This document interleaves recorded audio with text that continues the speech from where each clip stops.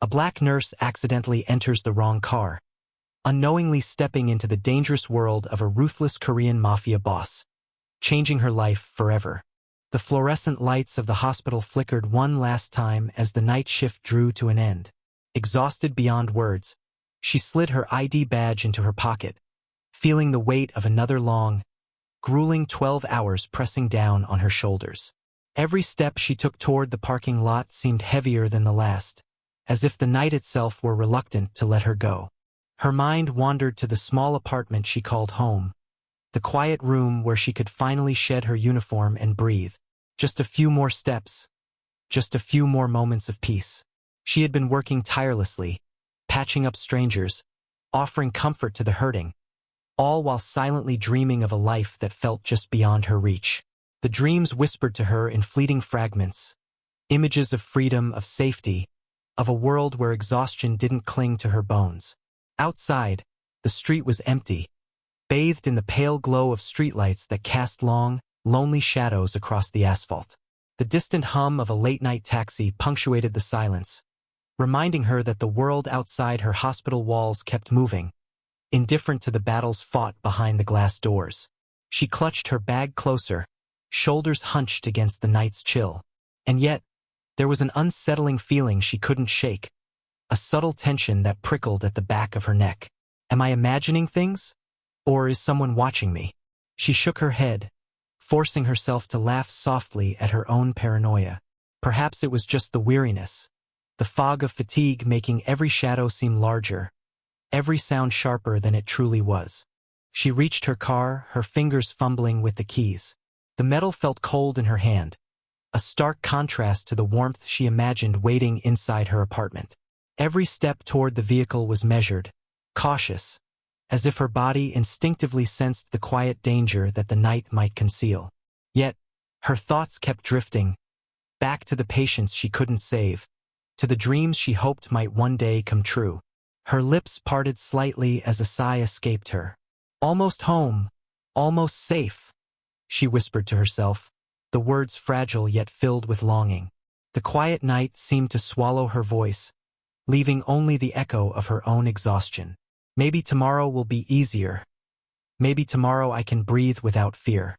As she opened the door and settled into the familiar rhythm of routine, she had no inkling that this night would mark the beginning of a journey she could never have imagined. The darkness around her was patient, silent, waiting for the moment to reveal a world far more dangerous and far more unexpected than she could foresee. Sometimes the smallest step forward can lead to the largest changes. She approached the car, keys in hand, the familiar click of the remote unlocking what she thought was her vehicle bringing a fleeting sense of relief. The tires glistened under the streetlight, the body of the car reflecting the quiet night around her. She opened the door and slid into the seat, the soft leather greeting her tired body like a promise of comfort. But almost immediately, something felt off. The air inside the car was heavy, charged with a tension she couldn't place. It wasn't just the stillness. It was the feeling of being watched, the faint weight of unseen eyes on her back. Her fingers froze on the steering wheel, and a shiver ran down her spine. Why do I feel like I'm not alone?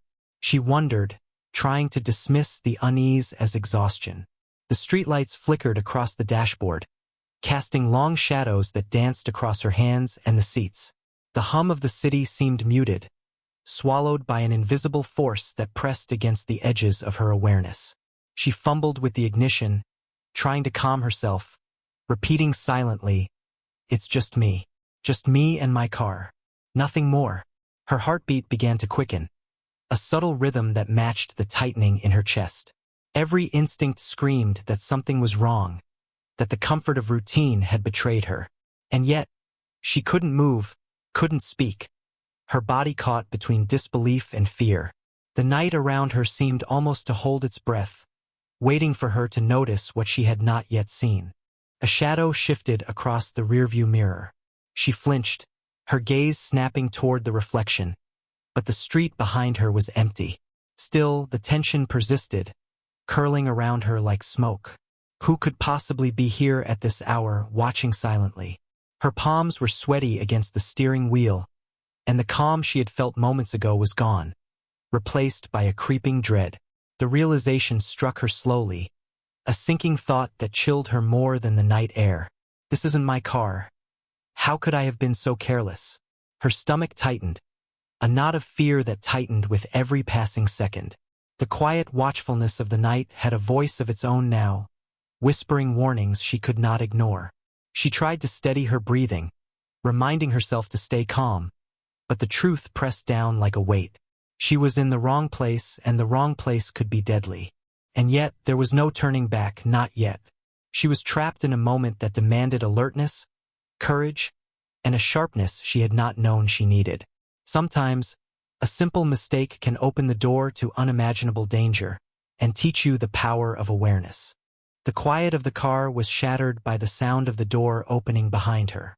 She turned slowly, and there he was, tall, imposing, with eyes that seemed to cut through the darkness.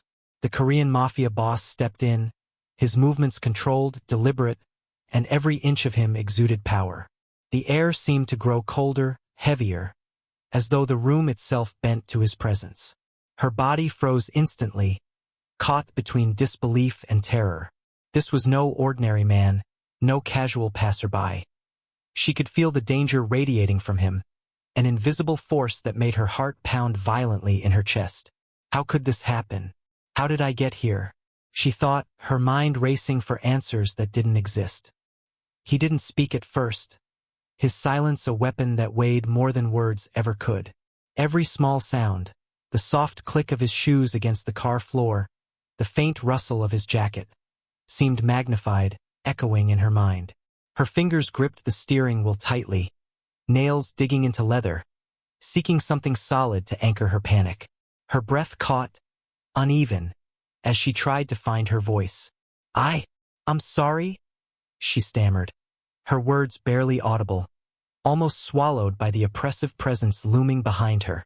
She could see the sharpness in his gaze, the way he measured her with a single glance, as if peeling away every layer of her story, every secret she had tried to keep even from herself.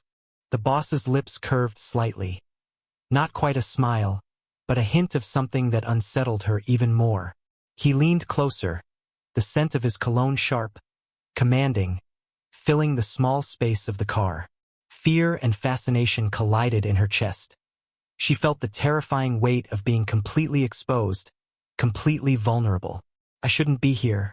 I shouldn't have made this mistake, she thought, her inner voice trembling with realization. He finally spoke, his voice low, calm, yet undeniably dangerous. Do you know whose car this is? The question hung in the air like a blade, sharp and merciless. Every instinct screamed at her to run, to escape, but she was rooted to the spot, paralyzed by the gravity of the moment.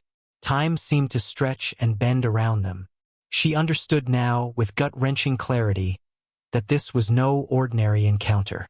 This was a confrontation with someone whose world operated on rules she did not know, whose power could make life and death feel like whispers. The wrong car, a simple mistake, suddenly carried consequences she could never have imagined. In that moment, she realized the delicate balance of chance and choice, and how a single misstep could change everything. Sometimes, one unexpected moment can reveal the forces stronger than fear, and the courage we never knew we had. The car seemed smaller now, the space between them charged with a silent threat. His eyes locked onto hers, sharp and unyielding, measuring every flicker of expression, every tremor in her voice. She could feel the tension crackling like electricity in the confined space, a dangerous energy that could ignite at any moment. I asked you a question, he said, his tone sharp, almost a blade cutting through the air. She swallowed hard, trying to summon the courage to answer, but the words caught in her throat. Her mind raced, scrambling for explanations that could possibly justify this mistake. Please, let him believe me. Let this be enough, she thought, clinging to hope like a lifeline. I thought this was my car, she stammered, voice trembling. Every syllable felt fragile, like a thin thread holding her life together. The boss's gaze didn't waver. If anything, it intensified, a silent reminder that he controlled the moment, that the consequences of a single misstep could be devastating. His lips pressed into a thin line as he studied her, as if weighing the truth of her words against the risk of punishment. The air in the car seemed to thicken, every second stretching unbearably long. Outside, the world continued in muted motion, oblivious to the storm brewing within this small, locked space. "Do you understand whose world you've just stepped into?" he asked, voice calm but laden with authority. A dangerous calm that sent a shiver down her spine. She nodded quickly, fear gnawing at her insides. How did one simple mistake bring me to this? She wondered, unable to stop the thought from racing through her mind. The boss leaned slightly closer, just enough to remind her of the power he held, yet not enough to strike outright. She could feel the subtle intimidation in every movement, every measured breath he took. Her own heart pounded audibly, each beat a frantic drum of desperation, fear, and the fragile thread of courage she clung to. I'm sorry," she repeated, almost a whisper now, voice quivering but earnest. "I didn't mean." He cut her off with a small, almost imperceptible shake of his head. His silence carried weight, louder than any words could. She realized then that this was not just about fear. It was about control, about understanding the stakes, about reading the lines of power that she had unknowingly crossed. The moment stretched, a delicate balance between danger and mercy, between accusation and understanding. She breathed, slowly, trying to steady herself, to anchor her fear in reason. The lesson was sharp and undeniable. Words can be weapons, but they can also be shields, if used wisely, carefully, and with respect. Sometimes the right words at the right moment can save more than a life. They can teach humility in the face of power. Fear surged through her like a sudden wave, sharp and uncontrollable. The silence, the stare, the weight of his presence. It all became too much. Her instincts took over before her thoughts could catch up. She reached for the door handle, fingers shaking, heart racing with a single desperate need. Escape. The door barely moved before it stopped. Not slammed, not yanked, just blocked. He hadn't raised his voice. He hadn't touched her. Yet somehow, she knew immediately, she wasn't going anywhere. The control he held over the moment was absolute, invisible but unbreakable. The calm on his face was far more frightening than anger could ever be. "Sit," he said quietly. One word. No threat. No force. Her body betrayed her courage. She froze, half-turned, breath caught painfully in her chest. Why does he not need violence to stop me? The question echoed in her mind as she slowly released the handle, her hand falling back to her lap like it no longer belonged to her. The power dynamic shifted completely in that instant. She understood now, this man didn't chase, didn't rush, didn't panic. He anticipated. He calculated. He allowed fear to do the work for him. Her failed attempt only proved how small she was in his world, how tightly controlled this situation truly was. Her pulse thundered in her ears as she stared straight ahead, afraid to look at him, afraid not to. The car felt like a cage, every breath reminding her of how limited her options were. Outside, life went on as usual, cars passing, lights glowing. So close, yet impossibly far away. "Running makes things worse," he said calmly, almost like advice. Not cruel, not kind, just factual. The words settled heavily in her chest. She realized then that panic was exactly what he expected, and exactly what he could use. She swallowed hard, forcing herself to breathe slowly, evenly. If fear had trapped her, maybe calm was the only key left. "I have to think, not react," she told herself, clinging to the last fragment of control she had left. Her mind. Her failed escape wasn't just a mistake. It was a lesson in power, in presence, in the quiet dominance of someone who never needed to prove himself. She sat still now, no longer fighting the moment, but facing it, because sometimes survival begins the moment you stop running. True strength is often silent, and fear teaches us when to pause instead of flee. The tension in the car didn't disappear, but it softened, just slightly. He leaned back in his seat, his sharp gaze easing, as if something inside him had shifted. The silence that followed was different now, no longer pressing, no longer threatening. Felt uncertain, almost human. "You're shaking," he said calmly. Not accusing, not mocking, simply observing. The words caught her off guard. She hadn't expected concern, not from someone like him. Her hands trembled in her lap, betraying her fear even as she tried to steady herself. Why would he notice something like that?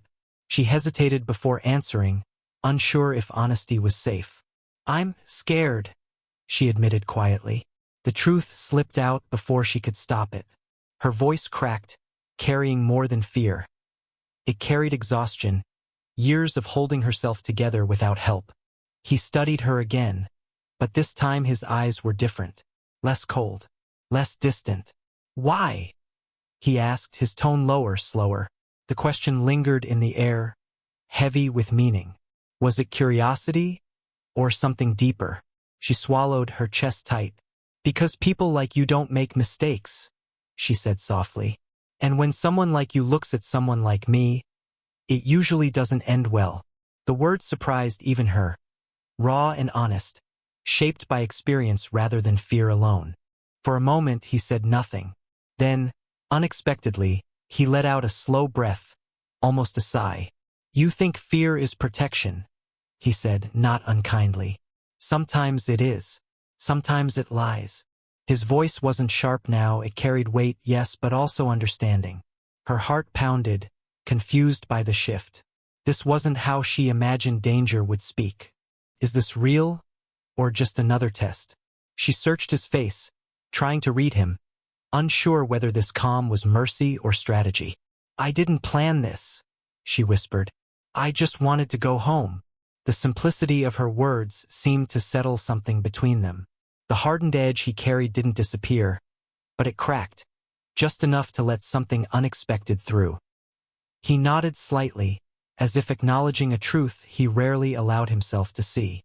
"Fear doesn't make you weak," he said. "It means you still care about living." That was the moment confusion replaced terror. She didn't feel safe, but she didn't feel hunted either. In the midst of danger, a strange kindness had emerged, unsettling her more than fear ever could. Because kindness, when unexpected, forces you to see people not as monsters, but as complicated souls. Sometimes humanity reveals itself in the most dangerous places. The first sound came without warning. A sharp knock against metal, followed by hurried footsteps scraping the pavement. Her body tensed instantly. The calm they had barely found shattered like glass. Outside the car, shadows moved with purpose, fast and deliberate. This was no coincidence. This was danger announcing itself. His posture changed in a heartbeat. The quiet man from moments ago vanished, replaced by someone alert, commanding, and ready. His eyes hardened, scanning mirrors, reading the night like a map only he understood. "Stay close," he said firmly. It wasn't a request. It was instruction. Her breath caught as raised voices cut through the air outside.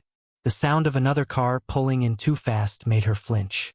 Fear returned, stronger now because it was real, immediate, and unavoidable. "I don't belong in this world, but this world has found me anyway." A rival gang had been waiting, watching, and now they were close. He opened the door just enough to pull her toward him, positioning her behind his shoulder. Not as a shield, but as someone to protect.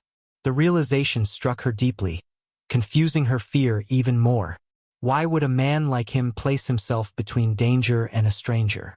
"Do exactly what I say," he whispered, his voice low but steady. In that moment she trusted him, not because she wanted to, but because survival demanded it. The chaos outside grew louder, sharper, yet inside the car there was focus, control, precision. She stayed close, every sense heightened. She noticed how he moved, calculated, efficient, never wasting energy. This wasn't reckless violence. This was discipline, strategy, leadership. Beneath the title she feared was a man shaped by responsibility and constant threat. When the rival gang finally retreated, leaving tension hanging heavy in the air, she realized her hands were gripping his coat. She hadn't even noticed. He glanced down briefly, then back up, saying nothing, but he didn't pull away. The silence afterward was thick, but different again. Shared danger has a way of binding people even unwillingly. She saw it now. His world was not chaos. It was order built inside darkness. And somehow she had survived it by standing beside him. As the car moved away from the threat, her heart still racing, one truth settled deep within her. Sometimes survival means trusting the one you fear, because fear doesn't always come from the enemy. In moments of danger, unexpected alliances reveal the true strength behind power. The car moved quietly through empty streets, the city lights passing like distant memories. The danger had faded, but its echo remained, settling deep in her chest. Her breathing slowly returned to normal, though her hands still trembled slightly. The silence between them was no longer sharp. It was thoughtful, almost fragile. She glanced at him carefully this time. Without the tension of threat, she noticed things she hadn't before. The tired lines near his eyes, the way his jaw tightened as if he carried more than he ever allowed himself to say. This man, so feared by others, looked human. "You didn't have to protect me?"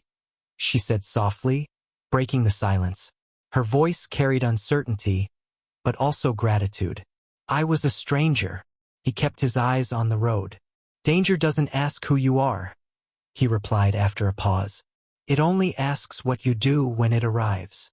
His words weren't cold, they were honest, shaped by years of survival. Something inside her shifted. She understood then that his world had never offered him the luxury of softness. Still, in that moment, he had chosen restraint instead of cruelty. Maybe people are more than the roles they're forced to play, she thought, surprised by her own calm. She spoke again, this time without fear. She told him about the long shifts, the patience she lost, the strength it took to keep showing up when life felt unfair. She didn't know why she trusted him, but she did. The words came freely, like a confession she'd been holding inside for years. He listened, truly listened. When she finished, he nodded once. "You save lives," he said quietly. "That matters." The simplicity of his words struck her harder than praise ever could. For the first time, she saw the weight he carried, the constant vigilance, the loneliness hidden behind authority. "Not everyone gets to choose who they become," he added. There was no bitterness in his voice, only acceptance. Their eyes met briefly, and in that shared glance, something unspoken passed between them. Not romance, not trust yet, but understanding. Two people from different worlds, connected by a moment neither had planned. The barriers between them didn't fall completely, but they cracked, just enough to let empathy through. And sometimes that is more powerful than certainty. True connection begins when fear gives way to understanding. The screech of tires shattered the fragile calm. Headlights flared behind them, too close, too aggressive to be coincidence. Her heart dropped as she looked through the rear window and saw the familiar shapes. Cars she recognized now. Faces she would never forget. The rival gang had returned, and this time they were ready. His grip on the steering wheel tightened, knuckles whitening. "They won't stop," he said quietly. "Not fear, certainty. The kind that comes from knowing how this world works." The car surged forward, engine roaring as the empty streets turned into a maze of danger. Her pulse raced, fear clawing at her chest. This wasn't something she could escape by staying silent or still. This time she was part of it. Do I trust him? Or do I try to save myself alone?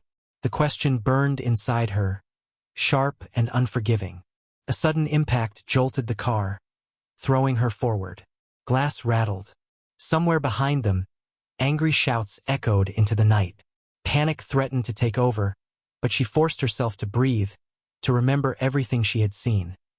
His control, his restraint, the way he had protected her without being asked. "Listen to me," he said firmly, meeting her eyes for just a second. "If they stop us, don't run. Stay with me." His voice didn't beg, trusted, and that trust terrified her more than fear ever had.